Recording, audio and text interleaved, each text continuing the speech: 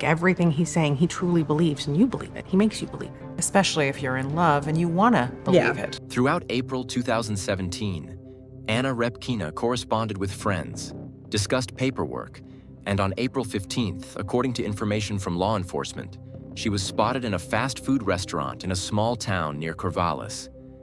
This was one of the last times anyone outside her immediate circle saw her. After that, silence. Anna stopped communicating. She did not respond to messages or calls. At first, this was explained by being busy or moving issues. But with each passing day, the anxiety grew. Her mother in Russia tried to contact her daughter directly, then through mutual friends, and finally contacted the consulate. An investigation began.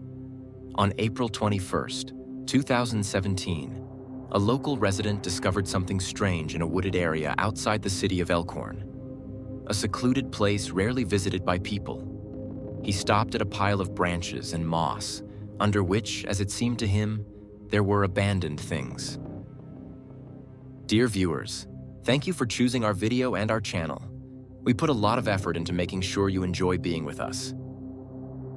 Anna Repkina was born in Russia in 1990, during a period when the country was still learning how to breathe in a new reality. The era of perestroika had officially come to an end, yet its influence continued to linger in everyday conversations, the rhythm of city streets, and the cautious hopes of ordinary families. Anna's hometown, with its centuries-old architecture and quiet courtyards, preserved the memory of several generations. In this environment, where history could be felt in stone walls and in people's stories, Anna grew up as a girl with a rich inner world, a subtle emotional sensitivity, and the ability to notice what others often overlooked. From early childhood, Anna demonstrated a remarkable attentiveness to detail. She had a calm, thoughtful presence that teachers immediately recognized. In school, she was often described as a quiet observer, someone who processed the world deeply rather than loudly. Her gaze, as many adults noted, carried a maturity beyond her age. She never sought to stand at the center of attention and didn't need loud achievements to feel confident. Instead, she was the kind of person who noticed when someone needed help, quietly offering support without expecting praise. Anna's family reflected the realities of many Russian provinces of the 1990s. Her mother worked in the social sector, dedicating her days to helping others, and her father was an engineer, practical, knowledgeable, and methodical. When Anna was around 10 years old, her parents separated. The breakup was not scandalous or dramatic. Rather, it happened in a respectful, thoughtful manner. Both adults understood the importance of preserving stability for their daughter. Anna stayed with her mother, who naturally became her most influential figure and her moral compass. Her mother raised her with a careful balance, providing warmth and support, yet encouraging independence. She wanted Anna to grow up knowing how to rely on herself, how to make decisions, and how to quietly but confidently move toward her goals. These lessons took root early. Even as a child, Anna preferred completing tasks on her own, rarely asking for special treatment or additional assistance. She believed that personal achievements had value only when earned through honest effort. As she grew older, this worldview only strengthened. Anna wanted her life to stand on a solid foundation, without shortcuts, without relying on luck. After finishing school, she chose to pursue economics and accounting, guided not by ambition for high-ranking positions in big cities, but by a desire for clarity, structure, and a profession where discipline mattered. She decided to remain near her hometown rather than chase opportunities in the capital. Stability, proximity to her family, and an understandable rhythm of life were more important to her than glamour or rapid career growth. What fascinated her most about the financial field was not wealth, as many assumed. For Anna, finance represented a world where things could be orderly and predictable. Numbers, documents, and reports did not lie. They reflected reality plainly and without embellishment. She believed that finance was not about accumulating money, but about responsibility, accuracy, and integrity. By her third year at the university, Anna had already begun working. At first, she helped part-time as an assistant accountant, performing small but essential tasks. Over time, her dedication and meticulousness earned her a full-time position. Supervisors consistently praised her precision, punctuality, and remarkable ability to stay focused even in stressful periods. She quickly became known as someone who could be trusted with complex calculations and confidential information. When she graduated, Anna was not just a young specialist with a diploma. She was a professional with real experience, strong recommendations, and a clear sense of purpose. Thanks to her diligence, she easily secured a stable job in a private company, where she continued to develop her skills and build a life. But behind the professional strictness that everyone saw in Anna's everyday life, there existed a truly rich and layered inner world. She was a person who could combine accuracy with imagination, rational calculations with quiet emotional depth. Music was one of the most important parts of her universe. She loved melodies from the 80s, especially heartfelt ballads that carried both nostalgia and strength. In her headphones, Scorpions alternated with Roxette, and on quiet evenings she could even turn on Beethoven, absorbing the calm order of classical harmonies. Music helped her maintain balance. It filled the silence, soothed her thoughts, and sometimes even inspired her to look at familiar things from a different angle. Cinema was another refuge for her. She loved both Hollywood classics and Russian melodramas that resonated with everyday reality. Among Russian films, her undisputed favorite was Office Romance. Among foreign films, she admired Forrest Gump, appreciating it for its honesty, kindness, and the idea that every person's life has value, even when the world does not notice it immediately. Yet her personal life developed more complexly than she had once imagined. Her first serious relationship lasted almost 7 years. She met a man who initially seemed reliable and emotionally stable, someone she believed she could build a future with. But over time, it became clear that their life goals moved in different directions. He was not ready to take steps toward the future that Anna quietly but confidently envisioned. Their separation was painful, though without conflict. No accusations, no raised voices, only two adults who understood that they could no longer grow together. After this breakup, Anna closed herself emotionally for a long time. She chose to focus on work, on her connection with family, and on rebuilding her internal balance. By the time she turned 26, Anna had achieved more than many of her peers. She had her own apartment, a stable job, and a lifestyle built on discipline, responsibility, and inner strength. Along with this, she carried a deep, unobtrusive kindness that she rarely advertised, but which people around her often felt instinctively. And yet, despite all the stability, Anna sometimes felt that her life lacked something intangible, a sense of fullness that does not come from material comfort. In her notes, which were later found among her personal belongings, there was an honest line. "It seems to me that I am walking in a straight line, but more and more often I want to turn around, to where everything is not according to plan." These were not words of despair. They were more like a quiet call for renewal, a desire to step outside the predictable routine and touch something truly alive. She longed for experiences that went beyond daily reports, office meetings, and predictable evenings. This inner impulse, the search for something genuine, eventually led her to create a profile on a dating site. At first, she treated it simply as a way to expand her communication circle.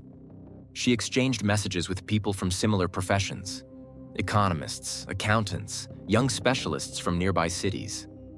The conversations were polite, formal, without much personal involvement. But as time passed, she widened her circle further, allowing herself to talk with people living outside the country. She did not seek escape or a dramatic move abroad. What she sought was broader understanding, an opportunity to see what different lives looked like, what values people carried, how relationships developed when shaped by different cultures. She didn't dream of another country. She dreamed of another level of emotional connection. Something calm, mature, and respectful. She longed for a partnership where two people treated each other as equals, without games, without masks, without unnecessary complications. In her diary, there was another small but telling fragment. I want someone to look at me not as someone's daughter, employee, or colleague, but as a whole person, with my own story. When a person from another continent, from distant Oregon, appeared in her life, it was not a sudden impulse. It was the result of many months of dialogue, internal and external. She studied the language, was interested in US culture, read articles on migration and marriages with foreigners. Her approach was conscious. She did not rush into the pool. She studied the rules of navigation. And yet, her heart remained open. Colleagues noted that she had changed recently. She began to smile more often, wore clothes with light accents that she had not allowed herself before. One day at work, they noticed a postcard on her desk with the inscription, "To the moon and back." She did not explain who sent it. She simply said, "Sometimes something happens in life that is worth taking a risk for." This was not an illusion, not a girl's dream. It was the decision of an adult woman ready for change. Before the trip, Anna completed all the paperwork, took a vacation, left a schedule of tasks at her workplace, and promised her colleagues that she would tell everything as soon as she returns. Mom was worried, but trusted her daughter. She knew that she was not prone to reckless behavior. Her departure was not an escape. It was a step towards something new. With a suitcase in one hand and a soft toy in the other, Anna left for the airport. There was no fear in her eyes, only bright anxiety and hope. As she said goodbye to her friend, "If I don't try, I won't know, and I don't want to live in waiting mode anymore." When Anna Repkina landed at Portland International Airport in the spring of 2017, Oregon, USA, nothing foreshadowed trouble. This was not her first visit. She had previously come to the United States for a short time to meet in person someone with whom she had been corresponding for a long time. The trip left a positive impression on her. The American outback, green spaces, silence, and a person with whom, as it seemed to her, they could have a common future. After returning to Russia, she had no doubt this choice was hers. She was determined to start a new life, move permanently, and build a strong relationship. The environment was calm. Anna talked to friends, sent her mother photos and videos, described the nature, local customs, shared plans. According to her, she and her lover were planning to officially get engaged, apply for marriage, decide where to live. Everything looked encouraging. But beneath this smooth exterior, a hidden tension was brewing, invisible to her, but palpable to those who would later read the correspondence, reconstruct events, and analyze other people's decisions. Anna stayed in touch until the very last moment. Throughout April 2017, she corresponded with friends, discussed paperwork, and on April 15th, according to information from law enforcement, she was spotted in a fast food restaurant in a small town near Corvallis. This was one of the last times anyone outside her immediate circle saw her. After that, silence. Anna stopped communicating. She did not respond to messages or calls. At first, this was explained by being busy or moving issues. But with each passing day, the anxiety grew. Her mother in Russia tried to contact her daughter directly, then through mutual friends, and finally contacted the consulate. An investigation began. On April 21st, 2017, a local resident discovered something strange in a wooded area outside the city of Elkhorn, a secluded place rarely visited by people. He stopped at a pile of branches and moss, under which, as it seemed to him, there were abandoned things. As he explored the area further, he made a terrible discovery. He found the body of a woman. This was not an accidental death. This was not a suicide. The Benton County Sheriff's Department arrived at the scene, and then forensic experts. What they saw confused them. The woman was in casual clothes, jeans, a light jacket, undamaged shoes. Next to the body were personal belongings, including a bag, documents, and a strange object, a receipt from a nearby fast food restaurant dated April 15th. This was the first clue that later became the key to the chain of evidence. Given the weather conditions and the environment, experts assumed that death occurred approximately 5 to 6 days before the body was discovered. This was not an outburst of aggression or a chaotic crime, rather the execution of someone's cold decision. The scene itself looked neat. This gave away not just a criminal, but a person who was afraid of exposure, but acted with a certain calculation. The identity of the deceased was established quite quickly, thanks to the documents found in the bag. Russian passport, visa, bank card. Name: Anna Repkina, citizen of the Russian Federation, 26 years old. Contact information left upon entry allowed us to find out the circle of people with whom she communicated after arrival. The initial shock was accompanied by a huge number of questions. Who could have done this? Why? And why? The girl who had flown in to build her personal life was shot to death in a deserted place just a few days after her last public appearance. The police immediately began to develop versions. The first line was her social circle. Who had met Anna in the US, where she lived, who she had been in contact with. They checked calls, messages, and mobile operator data. But the most important thing was the route of the last day. It was the receipt from the restaurant that became the first clue. It was made to order, made for two. A burger, coffee, French fries, dessert. The time was early evening. Video from surveillance cameras showed a woman similar to Anna entering with a man. He did not look tense, laughing and gesturing to push her forward. They looked like a couple, not suspected of anything. When the police began to reconstruct the chronology, other details emerged. Cameras in stores, bank transactions, activity on social networks. Everything indicated that death occurred shortly after this visit to the cafe. And whoever was with Anna in her final hours likely knew, or even planned, what was about to happen. One detail was particularly disturbing. The day after the presumed time of death, purchases were made with Anna's bank card. Someone had used her funds. The transactions included car insurance, a toy store, and several small payments at grocery stores. It didn't look like an attempt to make money, but rather something. Stranger. Perhaps an attempt to act as if nothing had happened. Investigators also paid attention to the behavior of the man Anna was seen with. They got his name from immigration records and the girl's phone contacts. He had no criminal record, was not under surveillance, and initially did not arouse suspicion. But during the first interrogation, his behavior seemed unnatural to the police. He stuttered, gave confusing statements, and, most importantly, got the dates mixed up. He claimed to have seen Anna the day before she disappeared, but could not remember where they went or why. When asked to provide his phone number, he refused. And soon he tried to delete some of the data.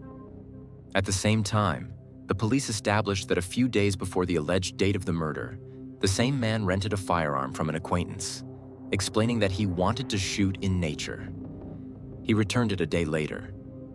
The results of the ballistic examination confirmed that it was from this weapon that the fatal shot was fired. More and more evidence appeared that linked the man to the crime scene. Geolocation data showed that on the night of Anna's alleged death, his phone was in the same area where her body was later found. Everything came together to form a single disturbing picture. But even with the evidence, the motive remained unclear. What could have made a man in a relationship with Anna decide to take such a step? There were no official quarrels or conflicts recorded. Anna did not write complaints, did not share her fears. And only later, during a full investigation, when experts in psychological profiles were included in the case, it became clear there was not only love in this story, but also a third party, another plot. But all this is in the next stage of the story. And at this stage, the crime scene remains a silent witness. A bunch of bushes, a scorched spot on the map, tire tracks, a receipt from a restaurant, and the body of a young woman who flew in for love and found death on foreign soil. From the moment Anna Repkina's body was officially identified and the cause of death confirmed as a gunshot wound, the investigation began to accelerate. The murder of a foreign citizen on U.S. soil caused a wide public outcry, especially considering that the victim was a young woman just starting a new life. The Benton County Sheriff was extremely brief at the first briefing. "We are dealing with a carefully planned crime, and we will find those who are behind it." Behind this statement was not only a professional promise, but also confidence. There were clues, and they led to a specific person. It was from this moment that the complex, multi-layered work began. All that the detectives had at the very beginning was a body, documents, a receipt from a restaurant, and a name: Will Hargrove. Anna was in contact with him. He met her in the USA, and he was the last person to communicate with her. The investigators understood that if the crime was committed in a personal relationship, then solving it was a matter of time. The key is to not miss the details. The first step was to obtain a search warrant for the home where Will lived. It was a rental home owned by a woman named Michelle Chavez. As it turned out, they had a long-term relationship, informal but strong. And it was she, not Anna, who had lived under the same roof with Will until recently. At the same time, according to the Immigration Service, he was formally engaged to Anna. An alarming triangle began to emerge, and with it, a possible motive. During the interrogation, Hargrove was tense but not aggressive. He claimed that Anna had left on business, and he had not seen her since. According to investigators, his behavior was too smooth, as if prepared. There were few contradictions in his words, but they were enough to initiate further requests. Phone records, bank transactions, surveillance cameras, correspondence. An analysis of his phone revealed that the day before he was supposed to have died, he had contacted a friend named Kevin Thomas, who had given him a gun, saying he wanted to go target shooting. Kevin seemed trustworthy to the police, but a detail emerged in his testimony that changed the course of the investigation. He said, when he returned the gun, he was strange. Didn't look at anyone. Said he'd overdone it and needed to erase it forever. This alerted investigators, especially considering that this particular gun, after ballistics testing, matched the bullet found in Forest. Everything pointed to Hargrove, but the motive remained unclear. Why would a man who was preparing for marriage kill the woman he called his fiancée? The answer began to become clear when investigators questioned Michelle Chavez. The woman was desperate. She did not hide the fact that she loved Will, and that their relationship lasted for several years, despite her official marriage to another man. According to her, everything changed when Anna entered Hargrove's life. He began to distance himself, began to come home less often, and later openly announced that he was going to get married. Michelle was furious. She did not accept the thought of another woman in the life of the man she considered hers. In one of the messages that were recovered from her phone, she wrote, "Fix it. Make it permanent, or I will." A phrase that would later be recognized as the main indirect impetus for the tragedy. When detectives presented these messages to Hargrove, he began to confuse his testimony. At first, he denied receiving such words. Then he said that he simply did not take them seriously. And then, he fell silent. A long, tense silence that required no explanation.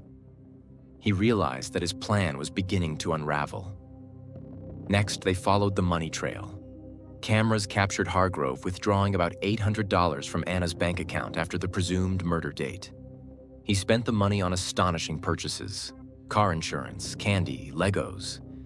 Investigators tried to figure out whether this was an act of disguise, a psychological breakdown, or something even stranger. One of the officers later said in an interview, "He acted like he wanted to turn back time, like if he took her away, he would get his old life back."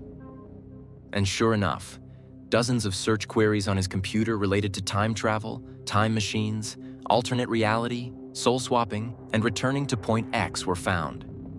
He even posted messages to private chat rooms and online groups asking, "If you could go back 72 hours, what would you pay?" Psychologists involved in the case labeled this behavior as dissociative flight. Not only could Hargrove not accept what he had done, he sought to convince himself that it could be fixed. And the more evidence the investigation had, the deeper he sank into this pseudo-mystical world. The next key piece of evidence was the footprints on the car. Experts took soil samples from the trunk of Hargrove's car and compared them with samples from the crime scene. The match was complete. Her phone had gone dead in the same area. When all this puzzle came together, the prosecutor's office formally filed charges. Hargrove was arrested. The charge included first-degree murder. The defense tried to build a line of psychological instability, pressure from third parties, and even the assumption that he did not understand what he was doing. But the investigation had facts. There was a motive. There were messages. There was a murder weapon. And there was a path, from the cafe to the crime scene, marked by both time and actions. Meanwhile, Anna Repkina's relatives in Russia were in shock. Their daughter, in their words, would never have taken a single abrupt step. She did not enter into conflicts, did not take risks, was extremely careful. For them, everything that was happening seemed like a theater of the absurd, as if it was not her script. But it was her name in the headlines. It was her story. On the pages of crime reports. The investigation was completed several months later. The accusation was built extremely clearly. Every detail, every step, every digital clue were connected into a line that led to one person. Anna came for a new life, and she found death. And now the investigation had to go through the final stage, to prove guilt in court, where reality collides with the jury, where fate is decided by a vote. October 2019, Oregon. The Benton County Circuit Courthouse fills up long before the trial begins. In the dock is William Will Hargrove, 29. The charge: first-degree murder. The injured party is the family of Anna Repkina, a Russian woman who came to the United States believing in love and a new future. Now her name is in the headlines, and her photos are in evidence. This was not just a trial for a crime. It was a trial that examined not only guilt, but also human limits. How far can obsession go? How far will a person go, torn between fear, weakness, and jealousy? The judge opens the trial. The 12 jurors are residents of the county, random participants in someone else's tragedy, who are now obliged to delve into every detail. The prosecutor, Joel Petty, opens with the words, "She was honest, she was kind, she wanted love, and she got shot. This is not an accident. This is not a tragedy. This is murder." The prosecution builds its strategy based on the facts. First, the technical details.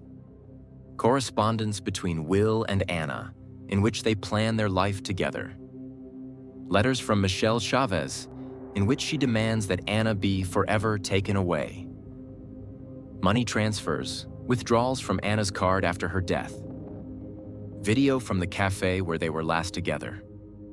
Ballistics confirming that the fatal shot was fired from a gun borrowed by Hargrove. Geolocation of the phone, tying it to a wooded area at the time of the disappearance. Traces of soil in the trunk of the car, matching the crime scene. Each of these links by itself could have been an accident. Together, it was a chain. Reliable, documented, chronologically verified. And in this chain, each link was against the accused. But, as often happens, it's not the evidence that makes the biggest impression, but the people. Michelle Chavez is the first to testify, the woman around whom the psychological underpinnings of the entire case are built. She holds herself calmly, her voice tired but firm. She admits that she did put pressure on Will, that she wanted him back, that she sent him angry messages. But she categorically denies that she asked for anything more terrible. "I wanted him to break up with her, that's all. I didn't think he was capable of murder," she says. The defense is focusing on this: pressure. According to their version, Will was caught between two women. One is persistent, jealous, ready to ruin his life. The other is kind, trusting, but too quick to feel. And Will himself is an unstable person, mentally vulnerable, prone to panic reactions. They bring excerpts from his medical history, episodes of depression, discussions with a psychologist, requests for anxiety. Defense attorney David Miller says, "He's not a cold-blooded killer. He's a man broken by circumstances. His actions are not the result of hatred, but desperation." But the prosecution counters. They present CCTV footage taken a day after Anna went missing.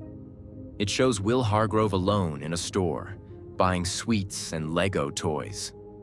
Calmly, without signs of shock, his face is neutral. This is not a man who has just lost control. This is a man hiding a crime.